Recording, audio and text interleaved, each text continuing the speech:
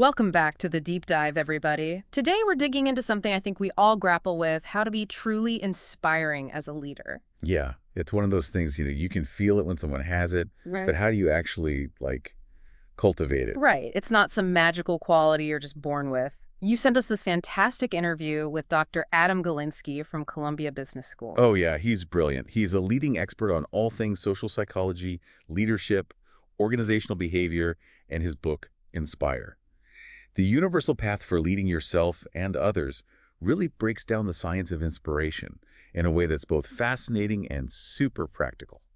So our goal today is to take all this research and distill it down to what really matters. Like, how does inspiration actually work in leadership roles? Right. Whether we're talking about leading a team at work, leading our families as parents, or even just leading in those everyday interactions we have with people. Yeah, I think what's so cool about Galinsky's work is that he really highlights that leadership isn't just about formal positions of authority. It's about how we interact with and influence the people around us. Okay, so let's jump right in. One of the first big ideas Galinsky introduces is the leader amplification effect. What exactly is that all about? This is huge. It basically means that everything a leader does, their words, actions, even their silence, get amplified. Okay, so their impact is magnified just because they're in that leadership position? Exactly. It's like they're under a microscope. And this can be good or bad, right? Oh, yeah. Because small gestures can be interpreted as really big signals, whether the leader intended that or not. Galinsky has a really powerful personal story that perfectly illustrates this. He talks about his experience as a first-year doctoral student taking a class with Danny Kahneman. Wow. Kahneman, Right, a Nobel Prize winner in economics. a giant in the field. So Galinsky is already feeling a little intimidated, right? And he makes a comment in class. Uh-oh. And Kahneman, right there in front of everyone, crosses his arms, shakes his head, scrunches up his face, and says, "That's not right at all." And then just like that, he smiles and moves on. Oh, man. I can just feel the sting of that. Right. But Galinsky says this seemingly small moment, for Kahneman, it was probably nothing. Yeah, probably just a minor correction. But for Galinsky, it completely froze him with humiliation. He says it took weeks before he could speak up in class again. Wow. That really drives home the power of negative amplification. And on the flip side, he shares another story about how, a few weeks later, Kahneman is walking down the hall, sees Galinsky, and just casually says, "Hey, Adam, I'd love reading your recollection papers. You're a great writer." Almost an offhand comment, right? Exactly. But Galinsky says he practically skipped down the hall after that. Totally. That's positive amplification in action. So it's a great reminder, like, as leaders, everything we do and say carries extra weight. Oh, absolutely. Yeah. And it's something we have to be really mindful of, whether we're aware of it or not. That amplification effect is happening. I know I've definitely experienced both sides of that, like comments from a boss that just stayed with me way longer than they probably intended. Have you ever had those kinds of experiences where you really felt the impact of a leader's words or actions? Oh, yeah, for sure. We've all had that boss who, maybe they didn't mean anything by it, but their words just kind of linger in your mind and you overthink it. And then there are those leaders who just have this incredible ability to motivate and inspire, sometimes without even realizing it. Okay, so if we, as leaders, have this amplified power, how can we manage it effectively? How can we, make sure we're not accidentally demoralizing people? Right. And then how do we actually use that amplification to inspire? Yeah, exactly. Well, I think the first step, like Galinsky really stresses, is awareness. Just recognizing that your words and actions carry more weight than you might think. Yeah, simply understanding that dynamic is huge. It really is. And then it's about thinking carefully about how you communicate. Like choosing your words carefully? Yeah, for sure. Think about something as simple as a boss saying, "Come by my office tomorrow at 3 p.m." Okay. For the boss, that might be a totally routine request like, "Oh, I just need to pass along some information."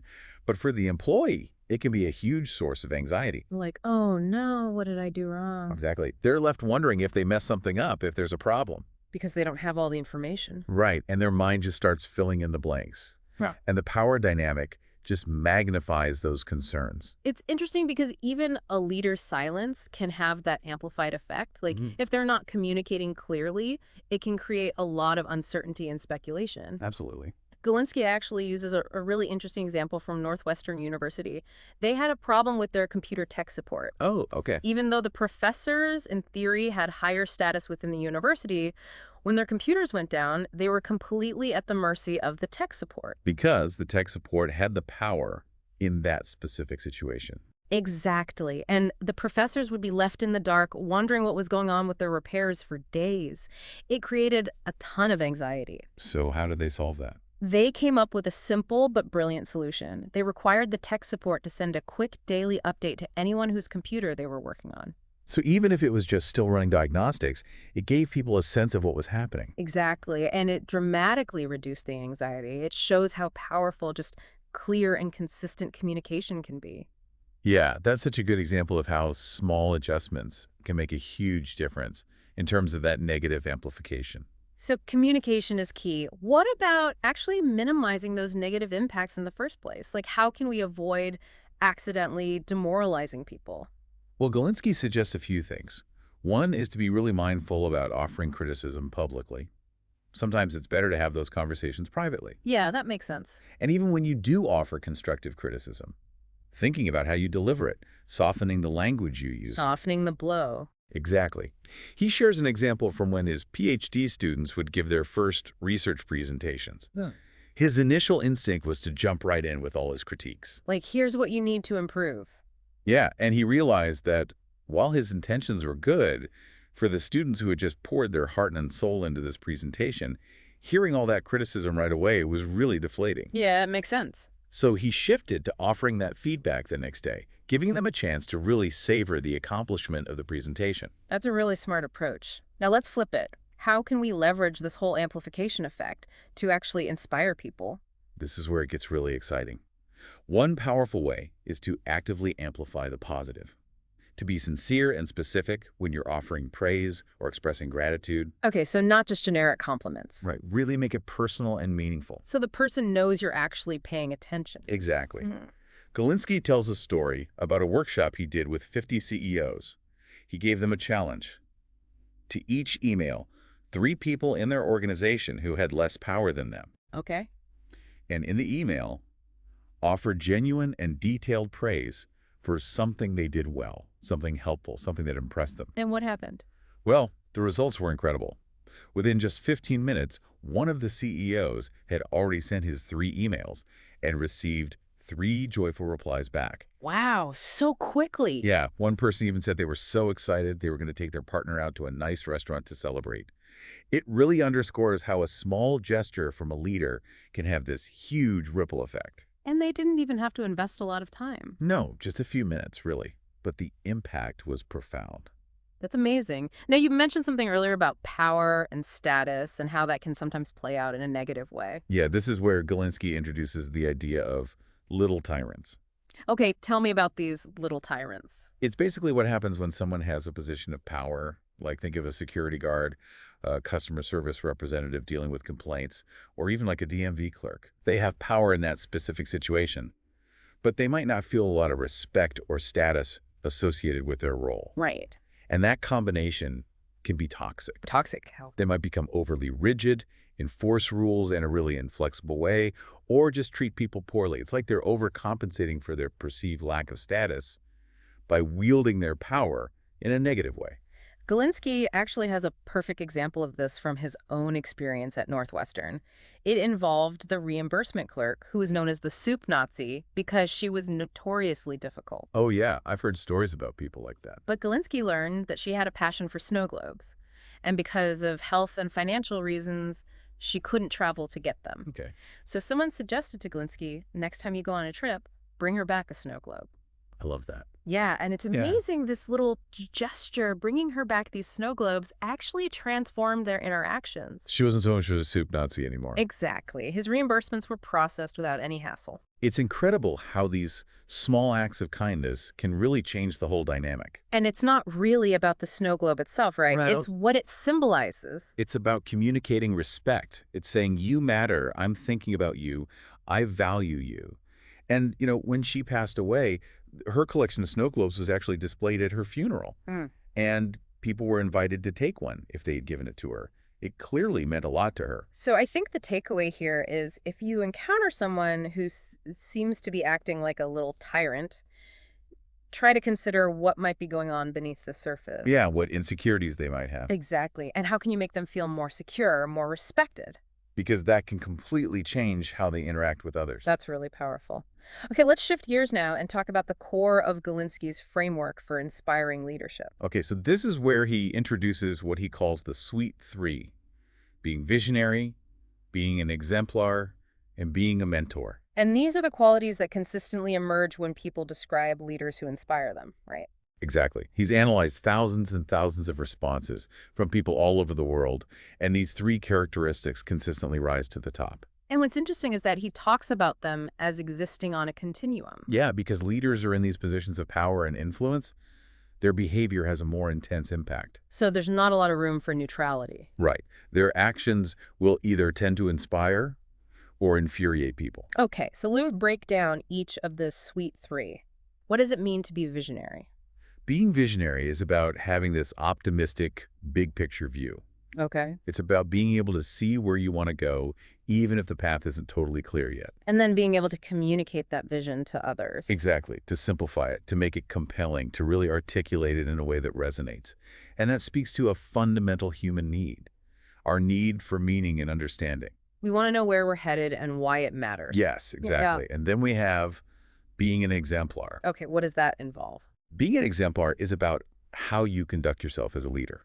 It's about being that reliable, courageous protector. Okay. It's about showing genuine passion for the work, for the mission, and it's about being both super, exceptional in your abilities, but also human, relatable, someone people can connect with. So you're inspiring people through your actions, through how you show up. Exactly. And that taps into our needs for security, for progress, for energy. We want to feel like we're moving forward, that we're part of something bigger than ourselves, and we need that energy to propel us. And finally, we have being a mentor. What does that look like?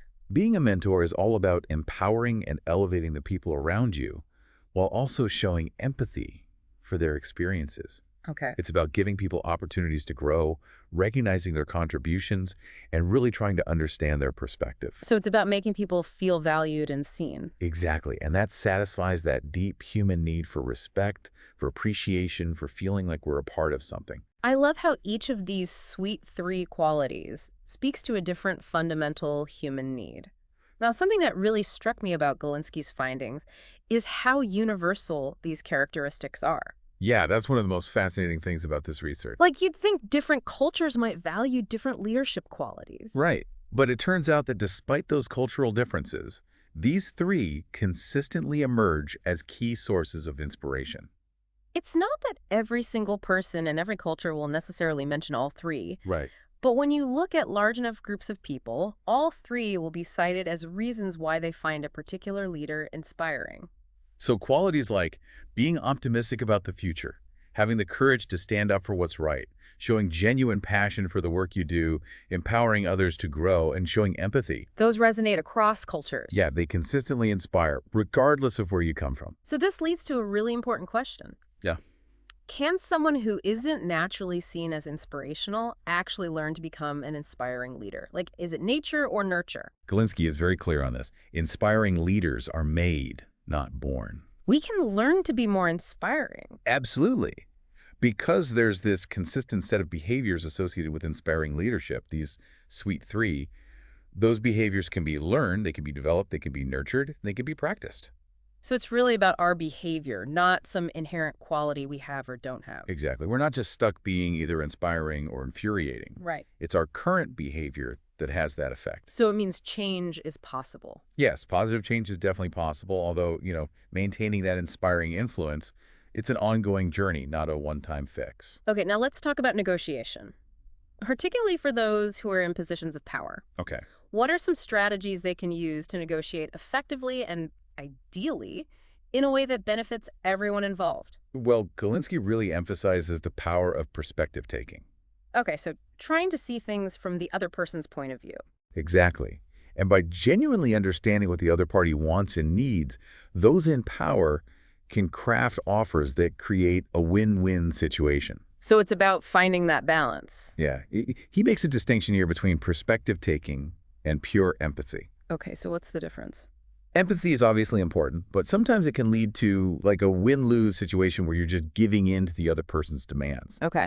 Perspective taking is about really understanding their interests so you can find mutually beneficial solutions. Gotcha. So you're trying to create a win-win. Exactly.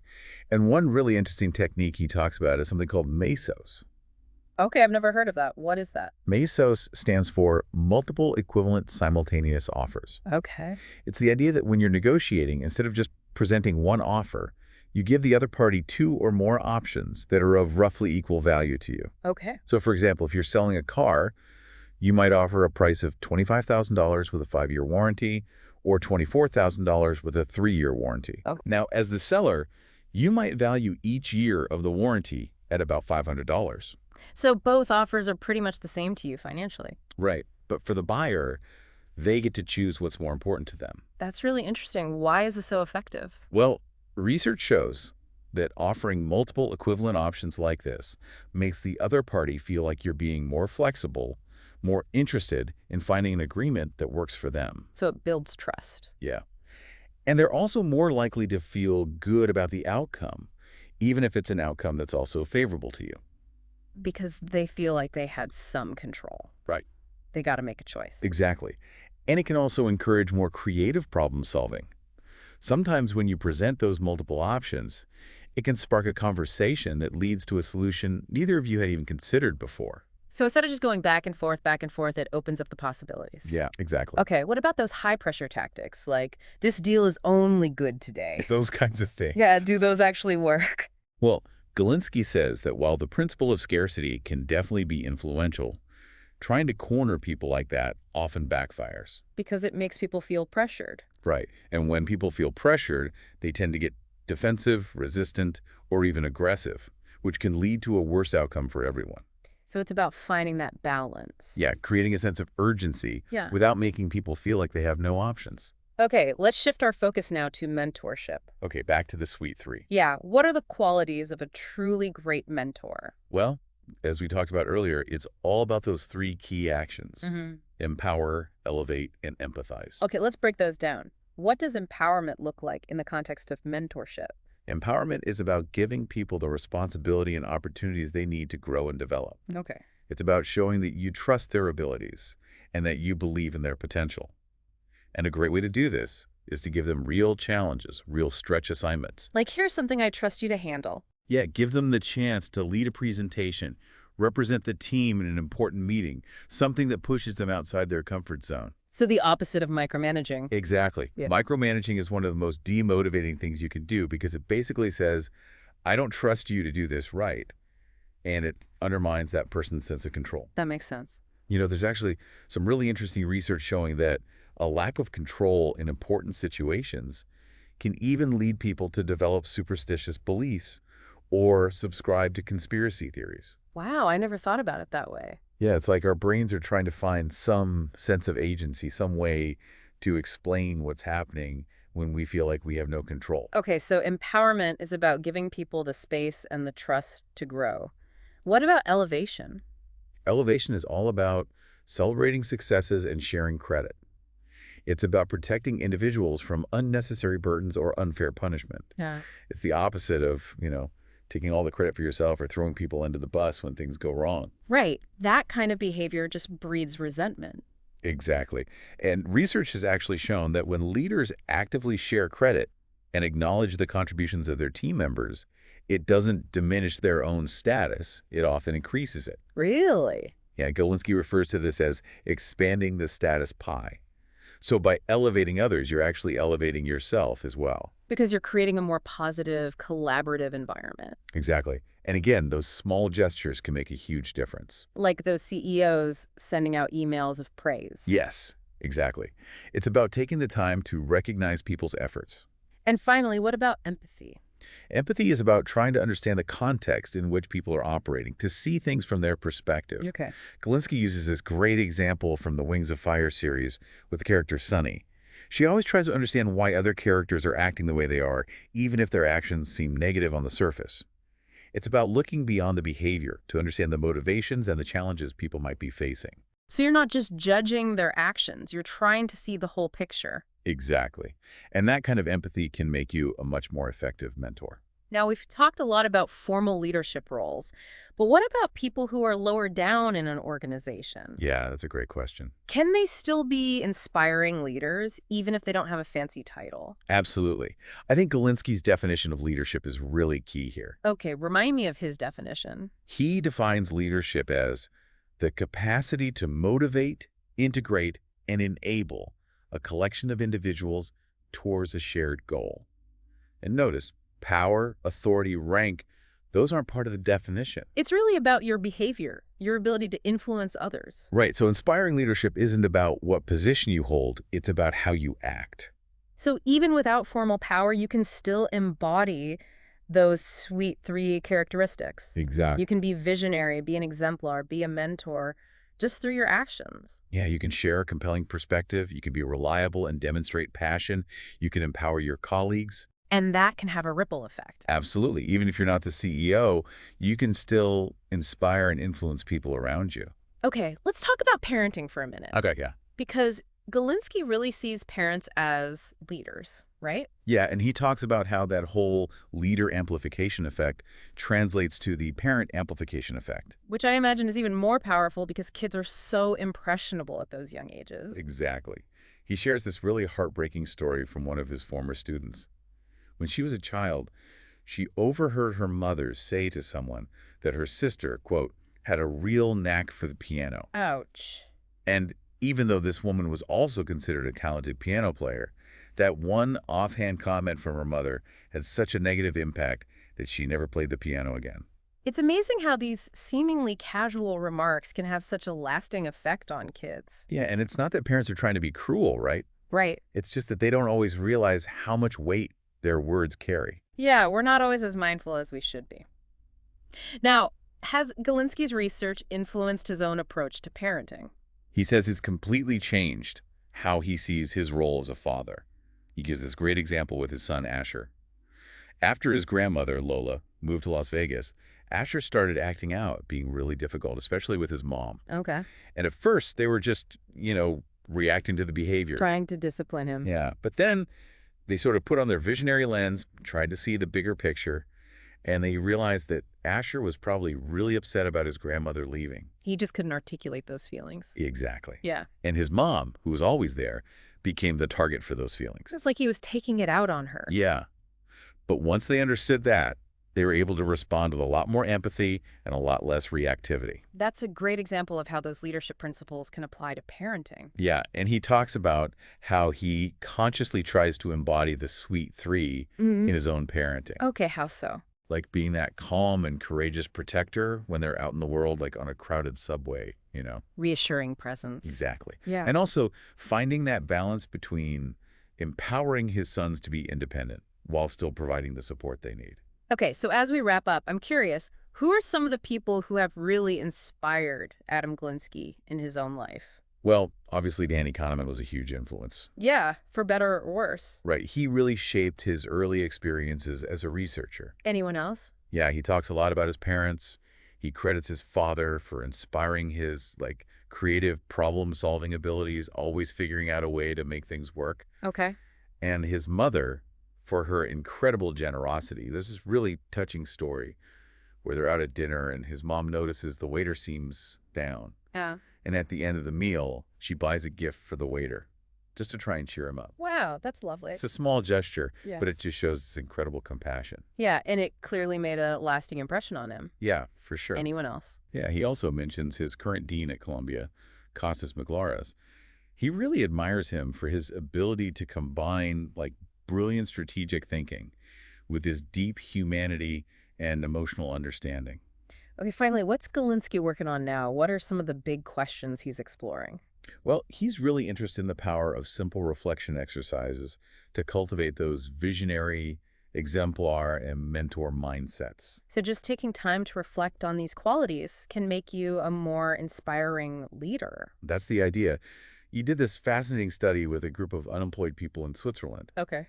and they found that just having people spend a few minutes reflecting on their core values significantly increased their success in finding jobs. That's really interesting. Yeah, and it goes back to that need for meaning and understanding. Okay. When we're clear about our values, it gives us direction. It helps us generate energy and motivation. It gives us something to strive for. Exactly. He's also been studying something called the power reflection. What's that? It's super simple. You just take a few minutes to recall a time when you felt really powerful and in control. Okay. And studies have shown that doing this can have all sorts of positive effects. Like what?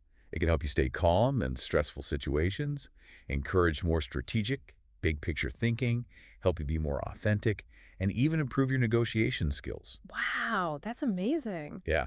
And he's also looking at the learning from below reflection. Okay, what's that about?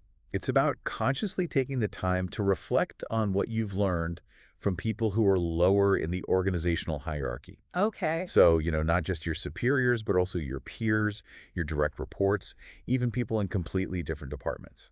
Interesting. And this helps cultivate a stronger mentorship mindset because it reminds us that we can learn valuable lessons from anyone, regardless of their position. So it's about being open to learning from all sources. Exactly. So for everyone listening, consider this. What if you made a conscious effort to regularly reflect on your own core values, those times you felt truly empowered, or even those unexpected lessons you've learned from surprising sources? Yeah, take a few minutes each day to just pause and reflect. Could that subtle shift in perspective change how you interact with the world, maybe make you a more inspired and inspiring person? That's the challenge. So as we wrap up our deep dive today, just to recap, we've explored the power of the leader amplification effect, the sweet three universal qualities of inspiring leaders, visionary, exemplar, and mentor, and how those connect to fundamental human needs. Right. And we've really emphasized that being an inspiring leader isn't some magical quality you're born with. Exactly. It's about your behavior. Yeah. That's something we can all work on and develop. Yeah, we've also talked about effective negotiation strategies, those principles of mentorship, and how these ideas apply not just in the workplace, but also in our families and in all our interactions. It really all comes down to self-awareness, understanding the impact we have on others, and making conscious choices about how we want to show up in the world. We encourage everyone listening to take some time to think about how these ideas might resonate with you and your own experiences. And if you're looking to dive deeper, we highly recommend checking out Adam Galinsky's book, Inspire, The Universal Path for Leading Yourself and Others. It's full of fascinating research and really practical advice. Thanks for joining us today. We'll see you next time on The Deep Dive.